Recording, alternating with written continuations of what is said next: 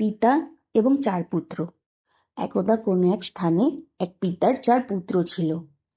এই 4 ছেলে নিজেদের মধ্যে কোনো ভাব ছিল না। তারা সব সময় নিজেদের মধ্যে ঝগড়া করত।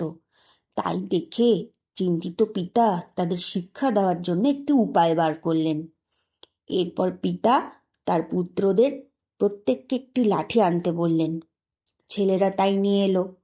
পিতা তখন প্রত্যেকটি লাঠি একটি একটি করে নিয়ে ভেঙে ফেললেন। তিনি ছেলেদের আবার একটি করে লাঠি আনতে বললেন। ছেলেরা আবার লাঠি নিয়ে এলো। তিনি 4টে লাঠি নিয়ে একটি বান্ডিল বাঁধলেন। এবার ছেলেদের বান্ডিলটা ভাঙতে বললেন। প্রত্যেকেই চেষ্টা করলো, কিন্তু কেউই বান্ডিলটা ভাঙতে পারল না।